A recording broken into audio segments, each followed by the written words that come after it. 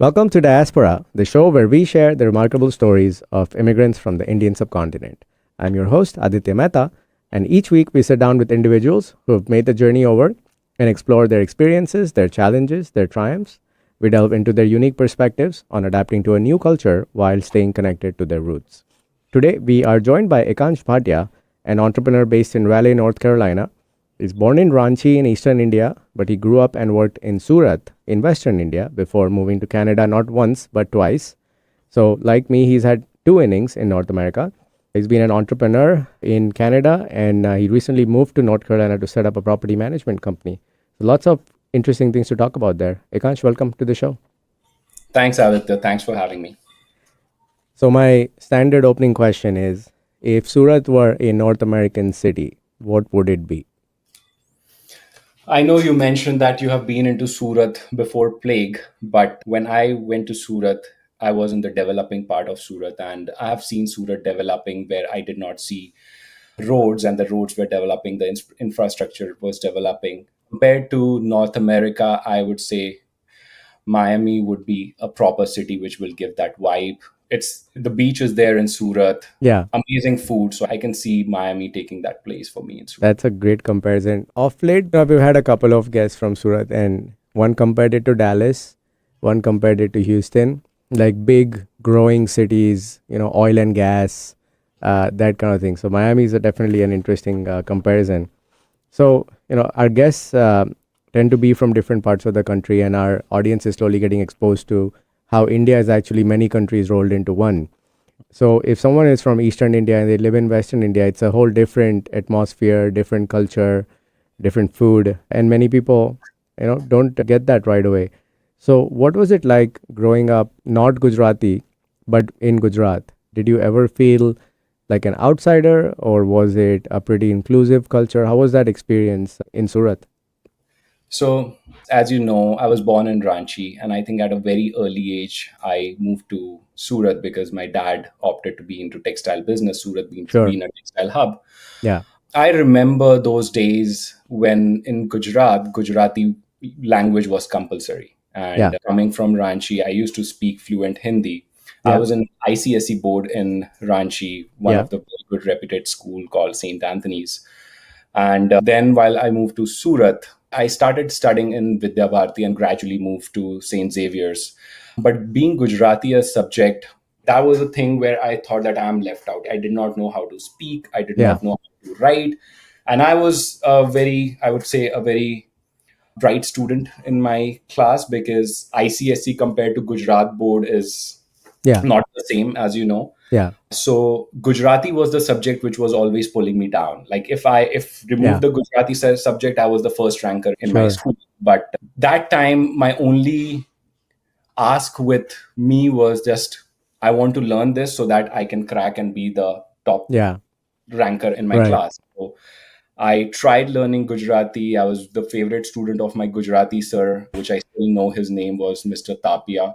Yeah. And he told me that which essay would come because essay was having the highest Yeah. weightage in Yeah. the Of course. exam.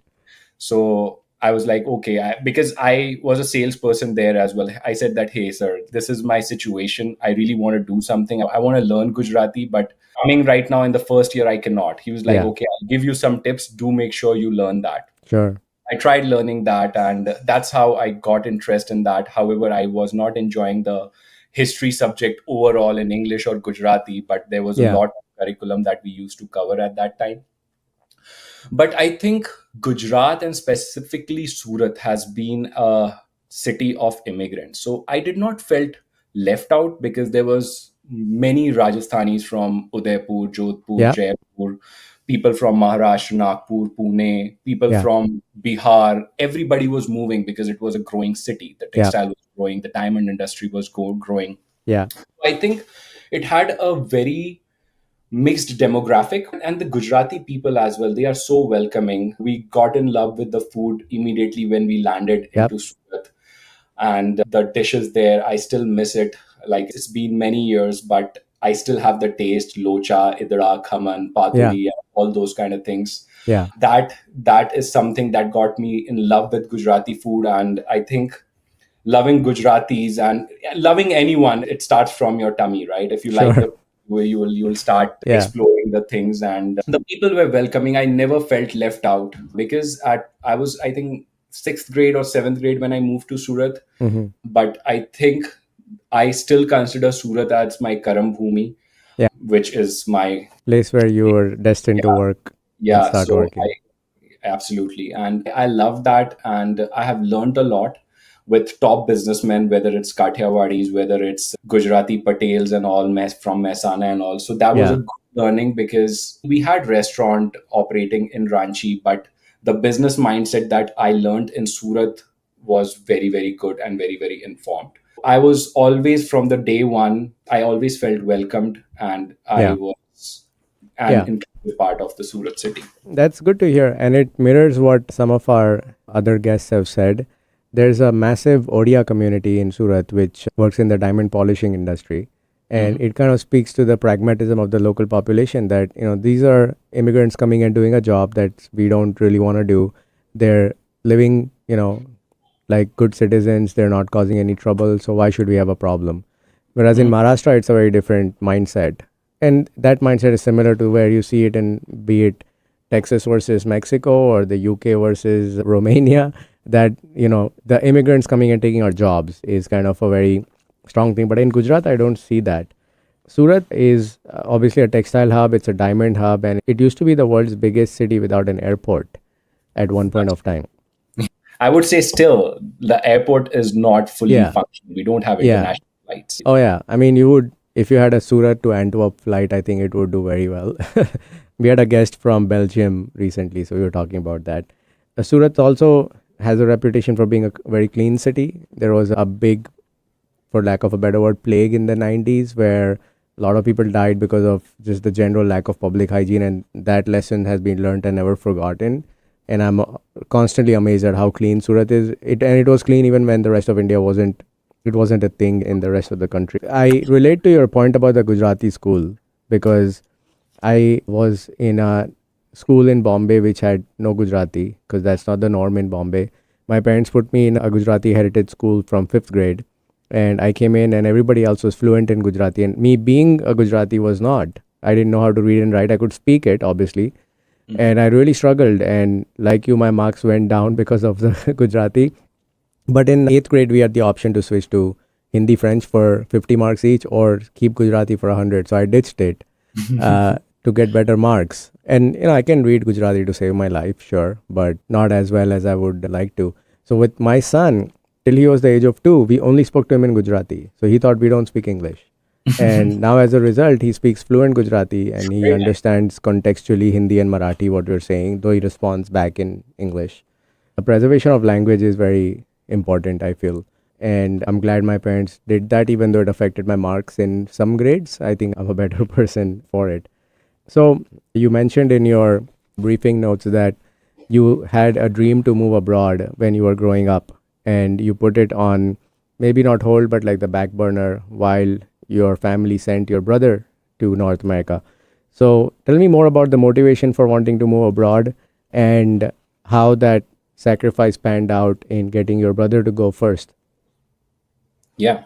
So I think moving back, I belong to a middle class, typical Indian family, elder son having responsibilities. Yeah. And I just thought at that point of time, because you did not had chat GPT or the global overview, what's happening in the Yeah. world. I just thought that if you go out, you would be fine. And I always wanted those clean air, nice environment, and all Yeah. those things. And so I always wanted. So my first, when I was in 10th grade, I remember a day there was this educational counseling happening in some of a five-star hotel, and Yeah. I went there. I was very Yeah. curious, okay, what things are happening. So there was this institute called International Institute of Hotel Management, IAHM. And Yeah. I wanted to do hotel management because I thought that there would be this thing that I want to do. Switzerland was my dream place to be in. Yeah. The fees was 3,000 franc. I remember at that point of time, with my personal savings, I had 1,000 franc, which I told the counselor that, hey, you know what? I have this money and I will bring my mom tomorrow and we will talk. And so I remember I was 10th grade. I was holding my mom's hand that, Mom, I want to go here. This is the place that I Yeah. wanted to be in. My mom at that point of time, she was like, hey, we are good here. Like, I want to be together. I don't want to send you out that we just lose you and you are there, because we belong. We four, we grew together, my mom, dad, my brother. Yeah. We are very integrated as a family, and we know what's going on in each other's life, which at that point of time we wanted to be connected. My dad was there, my brother was more young at that time. So she told that, no, let's not go here, and maybe you can find something here. Maybe you'll be less successful, but we'll be together, like Yeah. the typical parents advice, which I opted. But that dream was always within. I wanted to explore things, but at that point of time I started settling up in Surat into some industries. I studied commerce. I have a degree in accounting and auditing, which I never enjoyed, basically. Yeah. But I got an early interest in real estate, into sales and purchase. I did manage a lot of commercial and residential properties, right from showing in the maps to delivering it in person with the keys. Yeah. So that was the style. I was working in the development part of it, like how the things are done. So those exposure, I started enjoying my life there. But that was still in my back pocket that I want to go. But when my brother, his name is D, when he was settling in, I was like, why don't you try? Because sometimes he's 5 years younger to me, so I'm like a father to him. I was like, hey, I like in DDLJ it said that, he said that if I have not lived my dream, why don't you go there and Yeah. live it? So Yeah. this was the thing that I wanted him to live in. Yeah. So just context for our listeners, DDLJ is a Bollywood movie called Dilwale Dulhania Le Jayenge. It's one of the, I think it is the longest running movie in a movie theater. I think it's Oh been yeah, running for 20 something years in Maratha Mandir in Mumbai. And it's a classic. So if you want to get introduced to Bollywood, it's one of the movies you would start with. But yeah, go on. I watched it several times, Yeah. and I wanted him to live that life. So we arranged those savings and all those things, and we sent him to. Yeah, I think he landed to New York and he started his journey. It was, I would say that I'm very proud where he is now. He made sure that he did it very well, being a student, now being a citizen and Yeah. operating businesses. That was really cool. And I think I betted on the right horse at that time. So this journey is, we are talking around 2015. I was quite well settled doing real estate. I Yeah. got married in 2013. 2015, I had my first child, Saisha. She's my daughter. She's 11 almost now. But meanwhile, what was happening is, when you're living the same life again and again and every day, it gets monotonous. Yeah. And I was just feeling that. I was like, hey, you know what? Let me try again. This time, I'm not looking for going for studies and all those things. So I was going on a trip with my family to Vaishno Devi in Jammu and Kashmir. Yeah. So I met Which a is a couple. religious pilgrimage spot for our listeners. Yes, Yeah. yes. So when I met someone who was from Toronto, and this person, and I got interested in knowing his journey, because an Yeah. Indian on the same, like he was just on the berth across to me. And like in Indian trains, like if somebody comes in, we always want, okay, maybe he can, if the train is empty, why do you want to sit here, right? So you Sure. want to have that complete six Yeah. seats Yeah. with you. But they just asked the TT to come in and they got that seat. I was like, okay, fine. And then I started talking. We visited Vaishno Devi together. I started exploring that option. Okay, how did you do this? And he showed me the path. So I'm a very firm believer that destiny makes you meet people for a reason, right? Yeah. And I think the first he told me the steps, I was not knowing. Like, I was the first person to think of going abroad. Yeah. And he told me that these are the steps. And I did contacted many agents. Finally, I got someone from Ahmedabad who guided me along that this is how you can go. Yeah. I landed Toronto. He offered me his basement to live in at that point of time. Yeah. So that was the start of the journey. Yeah. While I was moving to Toronto, I was the chief marketing manager of my company, which was one of the top South Gujarat real estate firm. Yeah. So I was doing marketing and sales, and I thought that Toronto would have some kind of opportunities like that. Yeah. But it was not true. I tried applying for all these marketing managers job. Yeah. I was like, I degraded. Okay, let's go for a banking job, maybe Yeah. something entry level and Did you all. face that? Do you have Canada experience question? I did that In some places I also face that you are too qualified for this job, Yeah. Right. right? So I think Yeah. it's the same journey. And what happens with whenever somebody moves to from India, they go to Canada and they think Toronto is the place. Yeah. I was there for a month. I got my driver's license, but I didn't buy a car. But because I was dealing with such large volumes in crores in India, Yeah.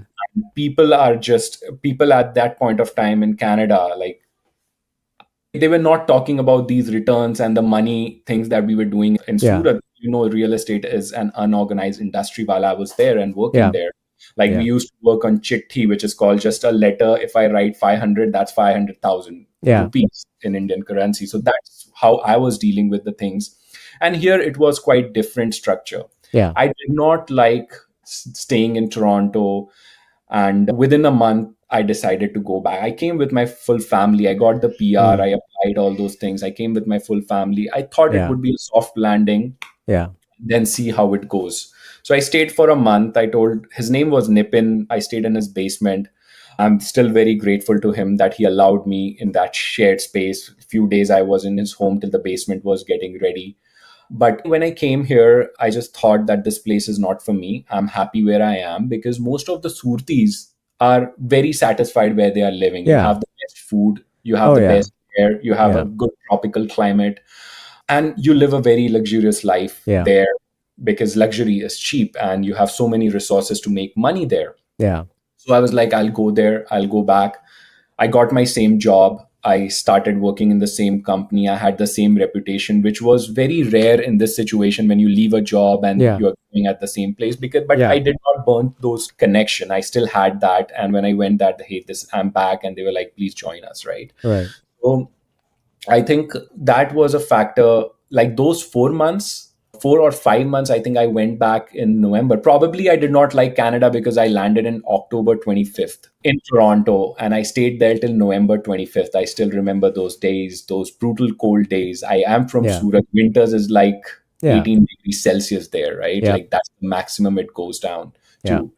And I survived minus 35 degrees Celsius in Canada, which Yeah. was like, hey, I don't want to be like, I was talking to a few of my friends and they told like I wouldn't be in a city where I cannot go out of my house. Sure. And I was like, that's true. And that time I am comparing my situation is I don't have a car. I'm traveling by bus. Yeah. I'm not meeting the same mindsets of people that I should have met. Yeah. All these things were bothering me for the 4 or 5 months, whichever how many months I was there in India Yeah. after moving back to India. Yeah. So let's pause here. Let's take a short break. And when we come back, I want to talk about one thing you mentioned, which is not meeting the right type of people when you went to Canada. So Yeah. stay tuned and we'll be right back after these messages.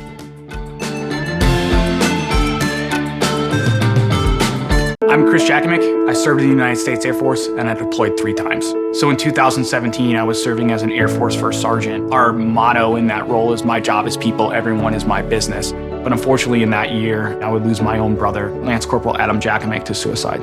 The majority of veteran suicides are from guns. I store my weapons securely, not only for myself, but for my family. Store all your guns securely.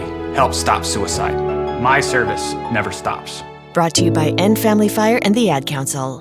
Hello, I'm Chris Erdman. Every Wednesday at 8 a.m. on KKNW, I sit down with inspiring entrepreneurs, creative minds, and game changers to uncover the real stories behind their business. On my show, Made of More, we explore the challenges that they've overcome, the breakthroughs that they've celebrated, and the mindset that drives them forward. If you're ready to unlock your full entrepreneurial potential, Made of More is the show for you, because here we know you are made of more.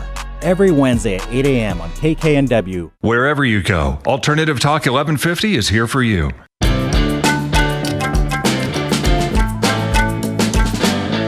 Welcome back to Diaspora on KKNW, where we share interesting stories of first-generation immigrants from the Indian subcontinent. We're talking to Ekansh Bhatia, a serial entrepreneur. And before we get back to talking to Ekansh, I want to take a moment to remind you to subscribe to our channel on YouTube. You can find all our episodes in video format there, right from the first one. So Ekansh, as you were going into the break, you mentioned that when you came into Canada and you decided after a month to head back, and then you said you didn't meet the right kind of people. Tell me more about that and how important was that to your make or break in Canada? I think when you come to a new place, and I realized it because I practiced that in Canada, and that was the winning edge. So why I was saying that I did not meet right minded people is because the efforts were missing. I was traveling in bus, I was because I was not driving, and I was Yeah. going to job fairs and all those things. So I think I was surrounded by people like me Yeah. who was still struggling and trying to settle in. I felt that the need of meeting people who have already flourished. Yeah. If I wanted to be into real estate, I should have met someone who was into real estate doing things in a very larger space. So I Sure. remember there is this person, Raman Dua. I saw his hoardings everywhere. His company name is Save Max. And I was like, oh, this person is doing well. But I did not know how to contact him Yeah. because the real estate thing was quite different. Every places were having the number, but I was like, what would I call him and say? Sure. Right. So I did not know the steps, how to meet people, how to network with people, and how to apply for job, how to make a resume, right? So those things are very different. And the advice to the new people who are moving to a new country, it's all about networking. To US recently, and what I have seen and noticed is a vast change what I was in the first day in Canada and what I Mm-hmm. am in the first day in US, because Sure. I practiced. I Yeah. met people like, people say that I don't know about the IT sectors and all those kind of things. I'm talking about my specific real Yeah. estate or property management field. My basic day-to-day job is to just meet new people, and I genuinely take interest in knowing them, their journey, how did they come here, and what are they doing, what was your first deal look like, how did you break even, like even to a random general contractor. The good part is everybody wants to talk about themselves, Of course.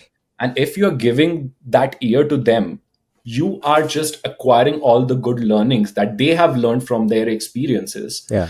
which I think every new immigrant, while they are coming to a new place, they should do, which I did not do at the Toronto time. And I thought Sure. that this is Toronto because I was not even introduced to how to do. I did not know anyone when I Yeah. landed except a person whom I met once in Vaishno Devi. I did not Sure. know anyone else, no extended family, no one. When I moved back, I was talking about those 4 months that I couldn't sleep because I thought that how can I give 30 to 33 years to a city, Yeah. and I want to go to a new place, and within a month or a year, I just want to expect the same thing and the same Yeah. position or the same Yeah. feeling. So I think I was quite irreasonable at that point of time what I expected from Toronto Yeah. while I came here. But though that fact of not giving my 100%, not being all in, did not let me sleep. Right. I was like, hey, how many people? And when I got PR, I think the scores were pretty high. I'm talking, I don't even remember, maybe around the 500s or something like that, which Yeah. dropped drastically in the coming years. Yeah. But I thought that how many people are getting that opportunity to go to Yeah. Canada? How many Yeah. people are getting those PRs? So those 4 months was very crucial for me to set my brain up. And this time when I wanted to come back, I wanted to settle in. Yeah. And I just picked, like, I studied the data, like what I think. I was looking at unemployment chart, where is the unemployment, the graphs is going, and I found Ottawa to be very consistent in terms of employment, being a government town in Canada Yeah. and all those things. Toronto, sometimes whenever something happened, the unemployment rate dropped. Hmm. Sometimes it was high. Of course, Toronto was a busy city, but Ottawa was growing, and I always figured, because I have been to Surat, if some city is growing, you Yeah. want to sit in that train and grow Yeah. together, because there Sure. would be opportunities coming in. So I went to Ottawa. I started into retail business as a salesperson. Soon I was within 6, 7 months, I became a sales manager. After 6, 7 months, I became the general manager of the company. I was working with Ashley Home Store. I was Yeah. taking care of the Ottawa location for that.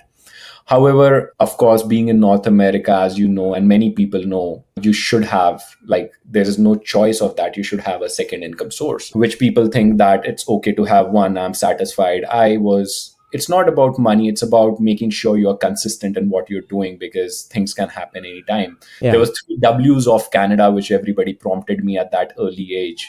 This was wife, weather, and work. This thing can happen. This thing can be off from you anytime. Have you heard this quote? No, I haven't. Maybe it's an Eastern Toronto. Canada thing.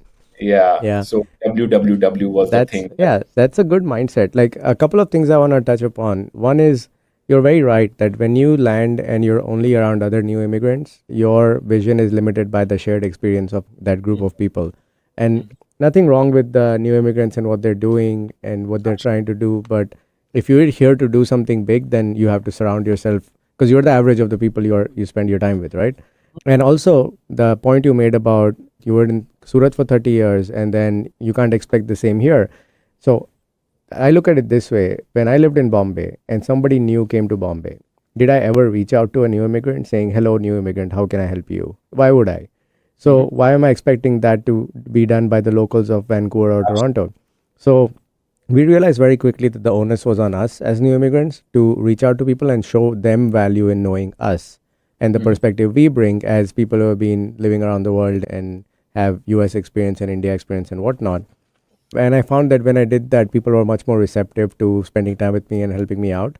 And very early on, through the one person we knew in all of Canada, which was a second degree connection, we were introduced to a group of people who had been there for 20 plus years. So their mindset, their discussions, their conversations were all very different than other new immigrants would have. They didn't talk about, which PR you have and what survival job you're doing. They were talking about, let's go camping in the summer, let's go for a hockey game. So that became our baseline and that benefited us immensely as well. And I think when you came back in your second innings and now that you've moved to the US, I do see that you're definitely doing that, learning from the first time. So the second time that you came in, you said that you eventually had a property management business.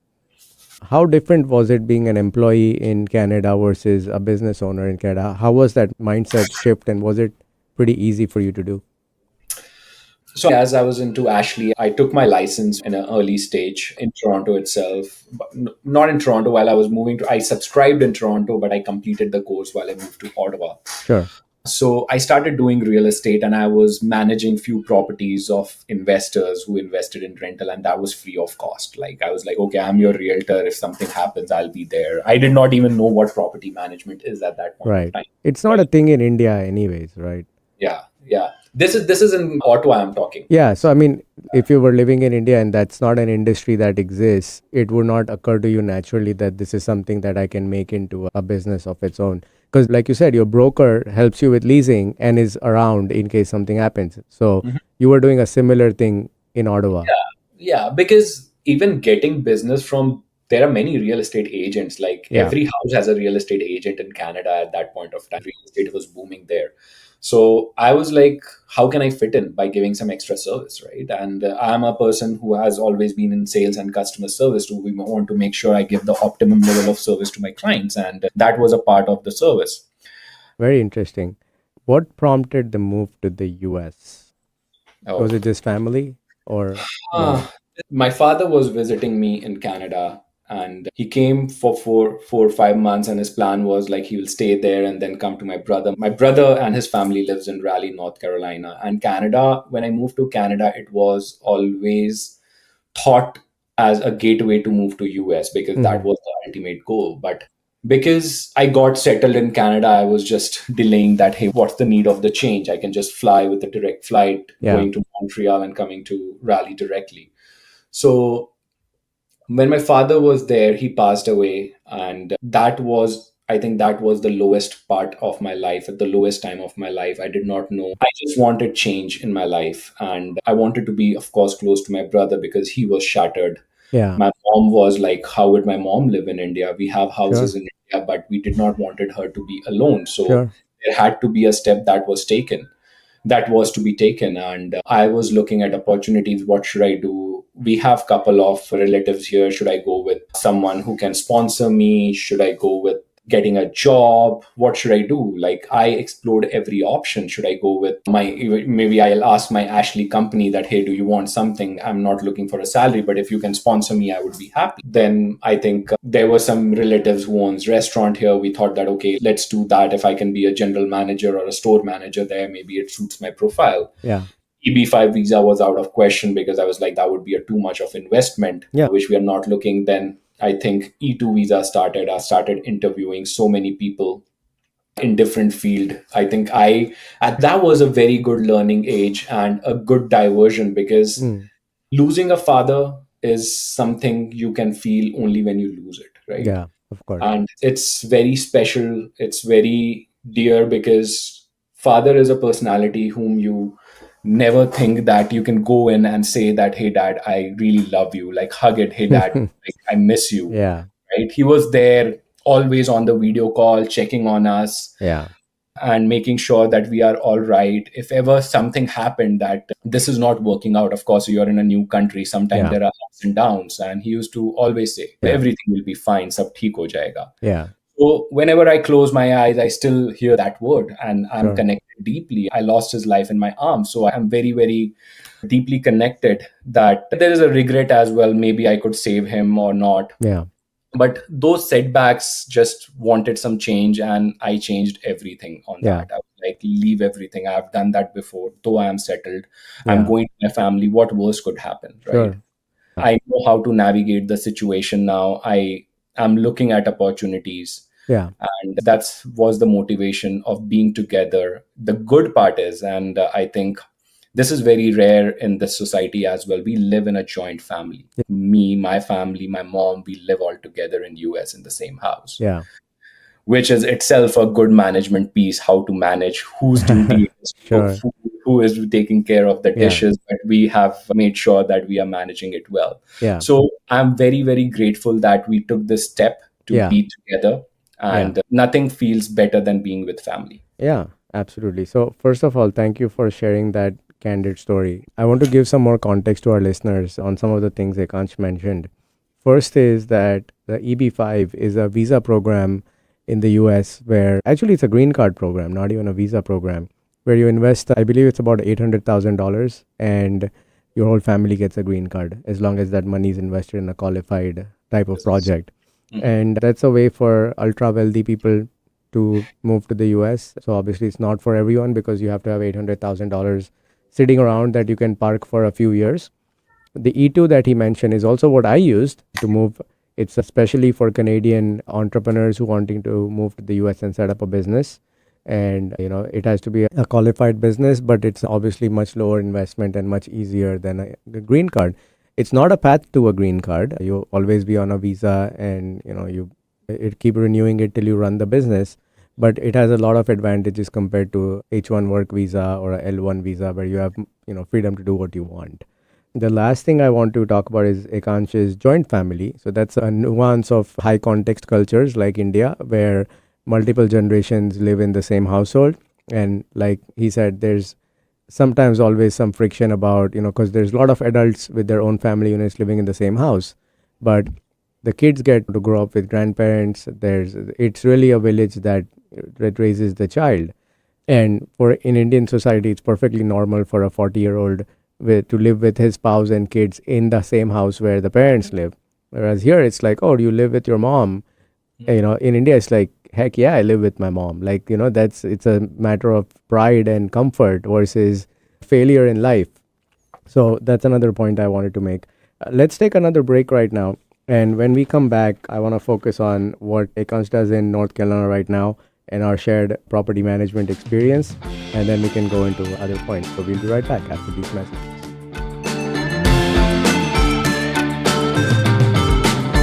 I'm Chris Jakimick. I served in the United States Air Force and I deployed 3 times. Being a veteran, it's interwoven into your DNA, is really the absence of the connection and the purpose that can really drive a lot of veterans to some negative thoughts. For those who are in a suicidal crisis, the window of time to save somebody's life is very short. Our duty is to protect ourselves and protect our families. And one way you can do that is store your weapons safely.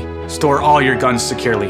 Help stop suicide. Brought to you by End Family Fire and the Ad Council. Are you ready to discover remarkable stories of resilience and cultural connection? This is Diaspora, a show sharing the journeys of first-generation immigrants from the Indian subcontinent now building their lives in North America. Inspiring, insightful, and always engaging, Diaspora offers a unique perspective on the immigrant experience. Join me, Aditya Mehta, my guests, on the Diaspora Show every Wednesday at 2 p.m. right here on KKNW. Get your daily dose of variety. Alternative Talk 1150.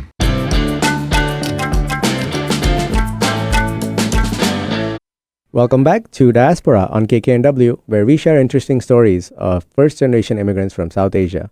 We're talking to Ekansh Bhatia. He's a real estate entrepreneur and founder of PMI Rallywood. This is a property management company based in North Carolina.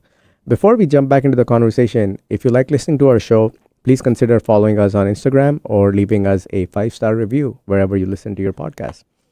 So I totally get the rationale for moving to North Carolina.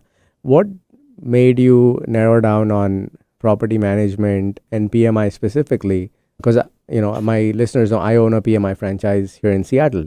So what was your driving force behind that decision for the industry and for PMI in particular? So it was a wild journey because this was a business that you are investing money, right? You Yeah. are investing all those savings that you have Yeah. to come to Canada and making sure it has to be right. There is no other option, right? So I started exploring cleaning agencies. I started exploring advertising, printing, sorts of, like, I don't even remember how many people I did talk to, but I think I started enjoying talking to people, the way they are selling their products. I have Yeah. never seen that. Like these business consultant, I was like, where are these people? They are just on the laptops and making money. I can do that. At one point of time, I thought that I can sell business. Maybe some franchisee holder can hire me, and I can do this very well because Yeah. I know this has potential. I know the person wants to come in. I can easily crack this. So my mind was very wavery at that time before even picking the property management. So I came to Raleigh. I was like, hey, this is the place where I want to be with. Let me Mhm. go there. Maybe I came actually to see some locations of a printing store, or I think it was Sinorama. Someone told, oh, there it works well. It's a consistent income and Yeah. all. I always questioned because printing is something going out of fashion, right? And it's expensive. We are Sure. moving to a digital, and I always question, is it why they are selling this business? So that rationale was always there. Now I reflected back that what am I doing? I'm into real estate. That's what my passion is. I know the number game. I know how to not to sell. I know how to make people buy, right? I think I wanted to do that, but the nuances sitting in Canada, even like being so close to US, you don't know the path of it. And Right. I knew, so I started interviewing. Like I wanted to be a realtor, but a realtor needed a SSN number to be a realtor. How would Sure. I get an SSN number? I was like, I don't know that. Yeah. I don't think any visas exist that you can move to US as a realtor. Like I don't Yeah, think there's any path for that. Because 100%. I wanted to set up my own fund and the E2 did not support that either. Absolutely, absolutely. Now, when you meet people, I think there would be a option, but it requires great investment. Like if you're coming as a real estate investor or something like that. Now, when I was coming here, I interviewed all county property management. I Mm-hmm. interviewed real property. I interviewed, I think, all, like even the digital platform in the property management space Yeah. was who was selling the franchise. My first option that I thought was I would go with Key Renter. Mm-hmm. I met Nate, who's I the met owner. Nate as well. Yeah. Yeah, who's the Yeah. owner of Key Renter. Very nice guy. Yeah. I was very convinced that this is the place that I want to Yeah. be in because I thought that I'm fitting well in this culture. I knew on the back of my head that being a franchise owner, you are on your own, but at least a startup and a Mm-hmm. person who is also having the same thought process about his business would help me grow faster. I wanted the Raleigh location because location was a major factor, that what area would I cover. They had someone in the Raleigh location who had a complete monopoly in that location. I still see their reviews. They have 500 reviews, 4.9 star. So they are doing pretty good job. He moved from, I Yeah. think, Denver to Raleigh, and he acquired all the Raleigh area. So he told that, hey, we sell exclusive listing here. Why don't you move to Charlotte? And I was skeptical in order to move to Charlotte because A, I wanted to live together. That Yeah. wouldn't have been possible. Sure.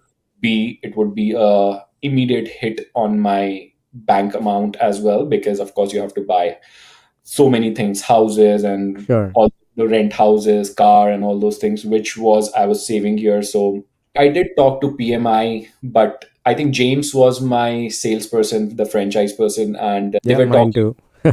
Yeah. So we have a very similar journey, Aditya. Yeah.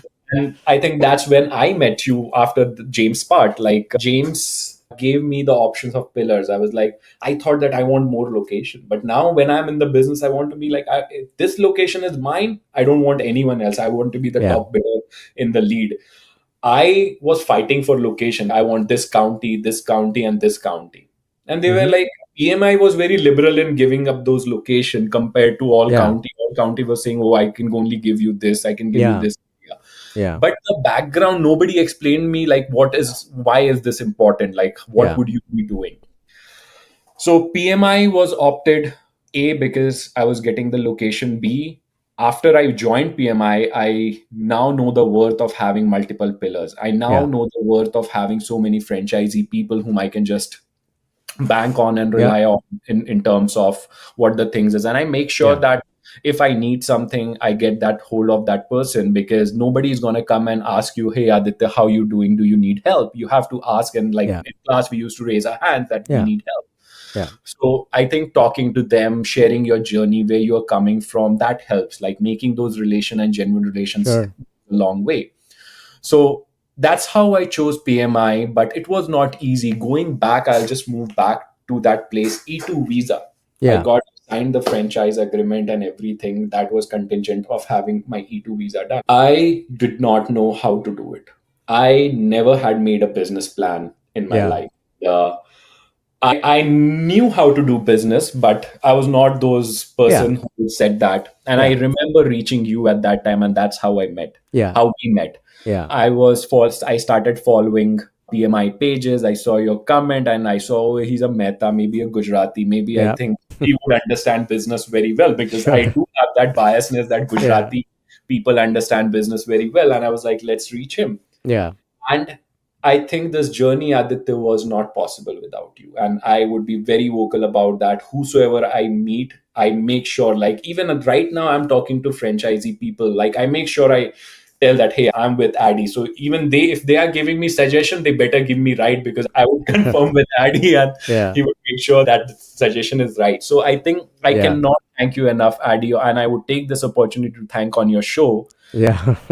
how I you sent me that business plan, and Yeah. how you have made me without any motive or without any interest, you helped me in order to make sure that I'm getting the same. Because I remember my first call with you, it was an hour long call. You were going on a showing on a drive, and I asked you that you are living a life that I want to live, Yeah.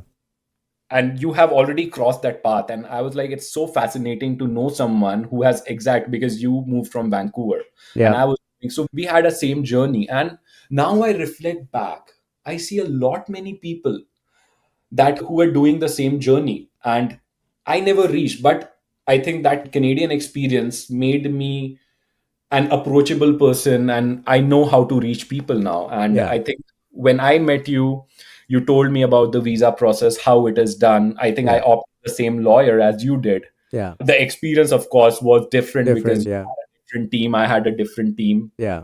They did not even open my file for 2 3 months. Yeah. I So that remember was that. very daunting.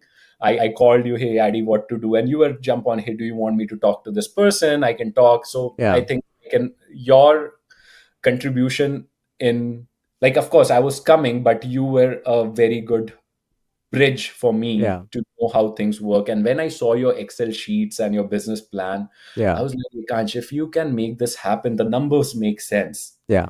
And then I started, like, still, if I'm stuck somewhere, I call you like, hey, Yeah. what should be done here? So Yeah. thank you for everything, Aditya. Yeah. No, I really appreciate you saying that. I have an abundance mindset. The more franchisees that we help and do well, the better it is for the whole brand. So I would help even someone who's in my own market. I would still help the same way, because we're all in this together.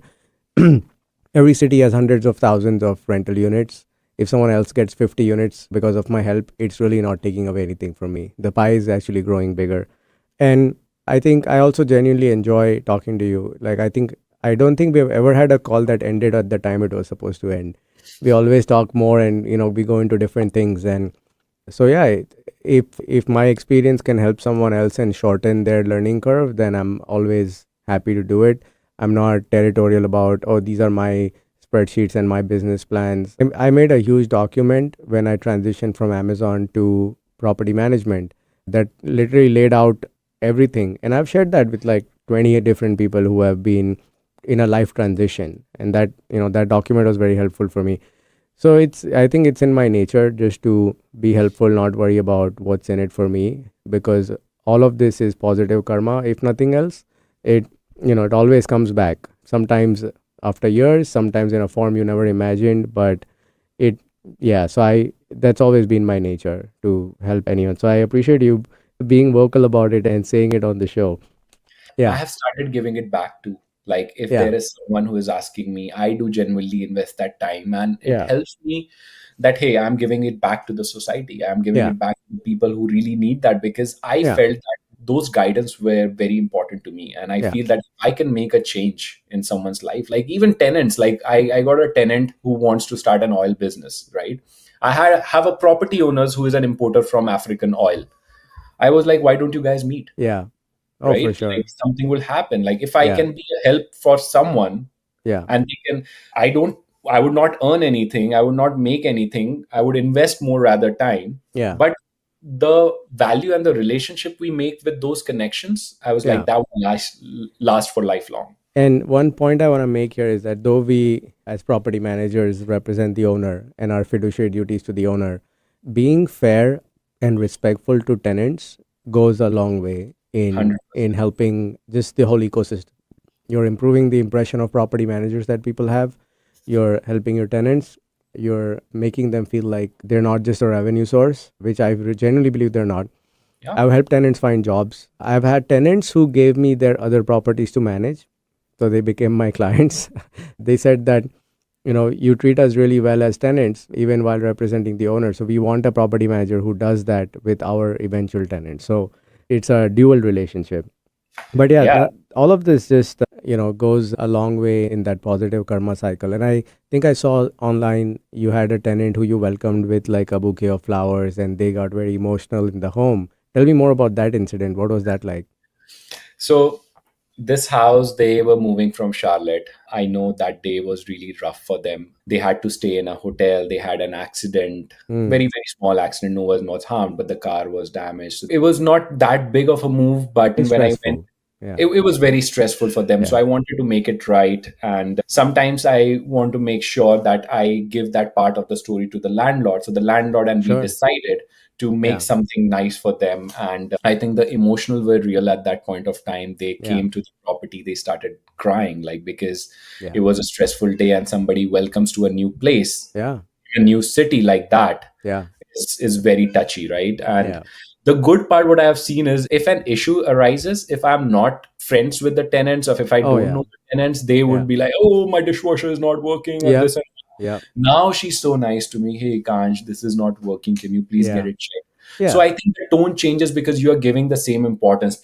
Not Sure. treating tenants as a resident. I never term tenant with them. I have kept in my company that they are resident of that Yeah, property. Right. So yeah, I learned it from the corporate companies in Canada that don't call them tenant, they are residents. yeah. Right. I'm So as gonna I steal told that one. yeah, as you were sharing that your tenants are, you're investing properties for your tenants. I'm selling properties to the tenants because I do believe Yeah. that these tenants would be future home buyers, right? Hmm. And I think all people, when we meet people, it just gives more, like, I'm new to this. What am I going to lose? Like, I want to Yeah. do all my showings by myself, because Of course. the more, like yesterday, so I have listed a property, 2 bed, 2 bath in Cary, which is a very prestigious Yeah, I know, neighborhood, Carrie. Yeah. in Raleigh. So I got 25 showings in 3 days. Wow. Now, first day it was like 10 showings. I got 3 applications. I had to accept one, of course, and I accepted, but I missed all those other showings that was booked. I still repent. What should I do? But the good part is I'm having one more listing coming in. So I made sure that I call every one of them that, hey, I'm sorry you missed it. But listen, what? This is the house. Mm-hmm. We are painting it, we are making it ready. It's just maybe 5 minutes away from this Yeah. place. Yeah. Let's meet. Yeah. I genuinely felt bad because these people booked a showing and I couldn't even meet Sure. them. Right. Sure. And learning about their journey, like, are you nurse? Are you therapist? Like, Yeah. it just gives you topic as a salesperson to talk to people. Yeah. Right. You never fail. You either win or you learn. And at the start, I've taken up clients who I knew were gonna be a huge drain on time. They were emotionally attached to the home. They were doing this for the first time. They were coming from a position of mistrust. Mhm. But I took them on because I wanted to also learn how that experience is. And, and of course, I was new. I needed all the business I could get.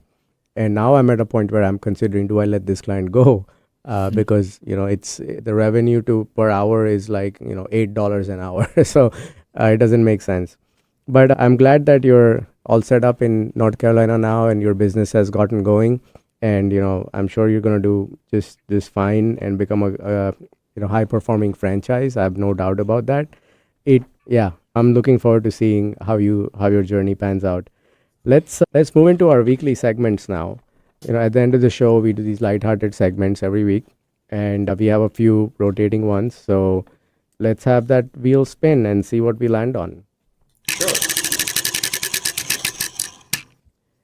This one is called First Footsteps. So when you were new in Canada, especially, I figured that was more of a culture shock than moving to the US. Were there any funny instances that happened due to change in culture, change in language, or anything? Any funny incidents you can remember as a new immigrant? Oh, yes. I remember my first day. I landed with my family.